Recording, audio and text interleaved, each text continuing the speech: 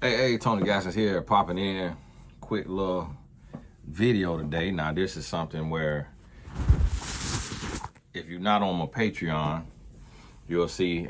Hopefully, I'll remember to put it in the description. Over there, I'm gonna be going in a little deeper on certain situations and talking a little more candid, a little more transparent, because I could just upload the video. So everything can't be put up here, just because when you mentioning people names and stuff like that, they could strike the video and all of this. So have to go a little more real over there on Patreon, no holds barred, all the way exclusive. So if you need that and just want to get to the real talk, then that may be a better place for you than the Blessed Tribe or Blessed Business Tribe. And we're going to dive in over there a little more. But this right here, it's a public relationship that we've been having to deal with for a long time. And the reason why I really don't appreciate Will and Jada relationship is just because of all of the hoopla around it and just the way it makes relationships look. And it just seems like their relationship was used by the devil to be a agent of destruction, because what it did was it introduced this perverted love that says you can have an open marriage and you can be swingers and you can sleep around and you can bring third legs into your marriage and be successful. And so it gave this kind of this look that it was saying like, hey, what God said about a marriage doesn't matter. Like, do marriage the way Hollywood says do it. And when celebrities started talking about, a lot of different celebrities talking about the parties, the nasty parties that Will would have, and just them, just doing all this talking on love and relationship, and even on the red table, just a lot of back and forth on love relationships and just the misrepresentation, and then not bringing other voices on there. Really on the red table, Jada was bringing single people, and pretty much only single people, to talk about relationship dynamics. And they reached out to me one time after I went on the Breakfast Club, but after they, I guess, looked into me, they decided I was too real to bring on the red table. That what I stand on would be a slap in the face of what her and Will had going on. And that's why I really don't respect a lot of Hollywood relationships, because we in the real world and we live in real life, and everybody don't have millions of dollars and a camera in their face all the time and got to try to be in a regular city, not Hollywood. Got to be in a regular city and got to go to soccer practice and be around friends and family and have to have a clean face. Can't go to the soccer game if everybody know that you just got mudded out at the swingers party last night. And so we trying to live normal existence, but when people put these relationships in the public, and then all this stuff surrounded, even if it's not true, the public accepts it as true. So guess what? All your perverted men and women, they're going to go into their relationship and they're going to go to their partner and be like, hey,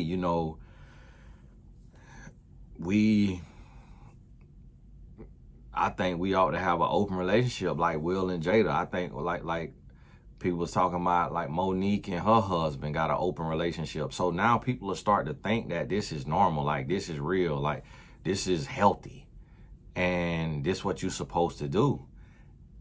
And that's why you should never, whether they did it or not, because we don't ever know the real facts. And one thing, me working with celebrity couples, I've learned that a lot of what we read online isn't true, unless they be lying to me behind closed doors. But one thing you should never do is defile your bedroom.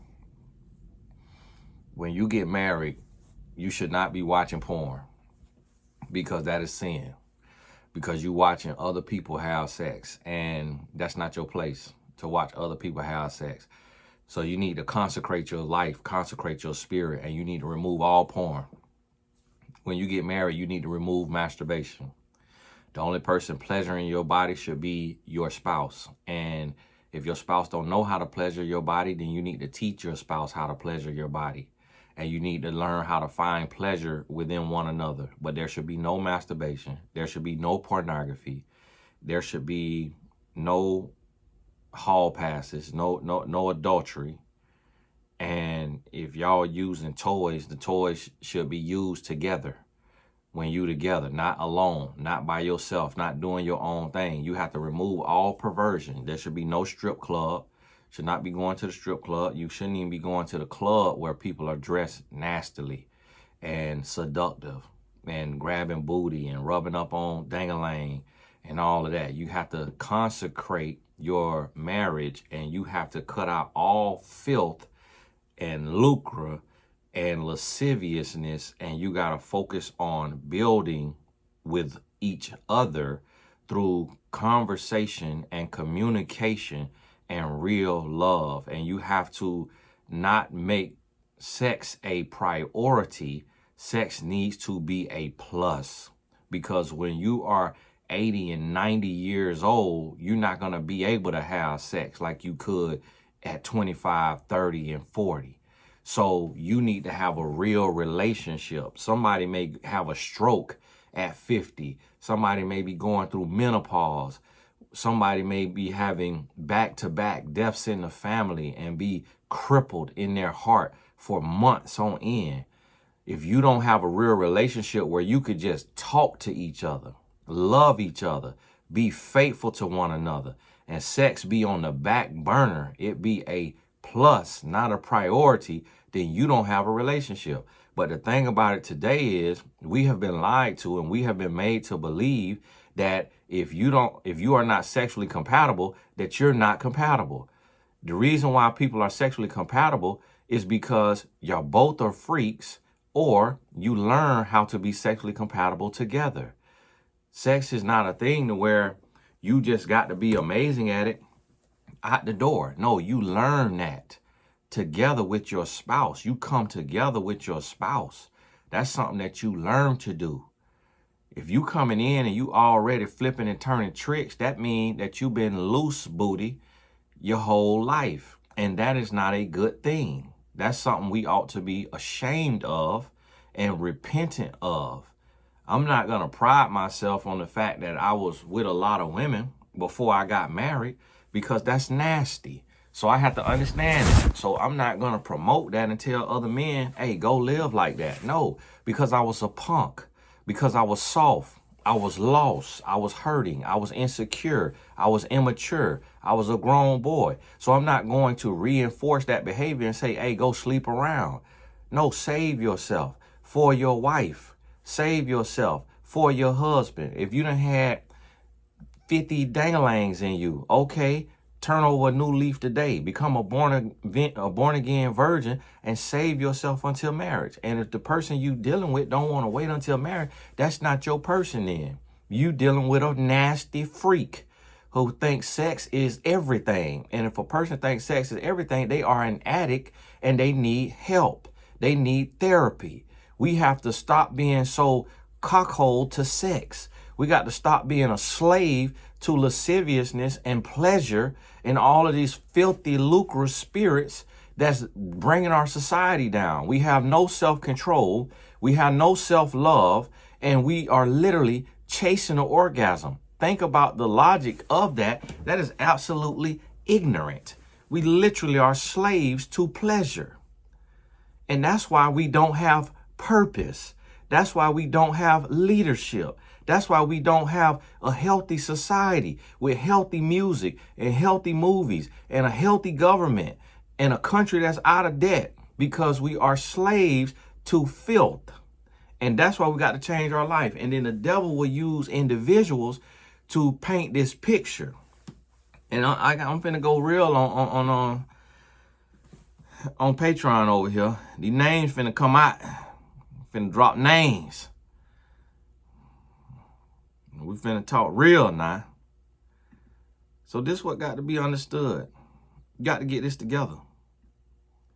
Got to get this together. But hey, understand the message now. and get your life right. Stop looking up to all this nastiness and consecrate your spirit. Get some self-control. Get some self-love. Get some self-respect. And know what really matters. And stop listening to these freaks. Stop listening to these nasty booty men and women out here running their mouth, and all they got to talk about is sex. That's all they talking about. Sex this, sex that, sex this, sex that. If you got to be able to do this in the bed, you got to be able to do this in the bed. I can't wait till marriage because it might be whack. So what? It's sex. It don't help you breathe better. Don't help you live longer. Don't help you make more money. Don't make your children happier. Don't do nothing. That is a lie from the pit of hell. You need to learn how to communicate. Open your mouth to talk instead of to suck on something and lick on something. Learn how to talk with your mouth. Learn how to walk with your legs instead of opening them. Learn what your body is really here for. To be a servant for Christ and to lead a life that is respectable and honorable that your children can emulate. All the tricks you turning in that bedroom ain't gonna do nothing for generational wealth. Get your mind together. Get your life together. And stop listening to these nasty, low-down, dirty freaks who is working for the devil with a podcast mic in their face talking about sex. That's the dumbest thing in the world. People ain't never even been in no healthy marriage. And all they focus on, well, what if it's whack? You is whack. You whack. For even thinking that sex is going to determine the quality of your marriage. It is a stick and a hole. How complicated is that? It ain't that complicated. You're not Albert Einstein. This is not E equal MC squared. It is a stick that stay hard for 60 seconds and a hole. What are we complexed about? What we so worried about? Why have we been tricked to feel like we got to turn tricks before marriage and be sleeping around? Because all of a sudden, this act of sex that is intended to reproduce, and that's it. All it's intended for. It ain't even intended for your pleasure. You're going to get pleasure out of it, but a lot of it is pain. Because when you have too much of it, your dang-a-lang start to hurt. When she have too much of it, her things start to hurt. So tell me, what kind of pleasure is you chasing and seeking? Nasty behind. You need therapy.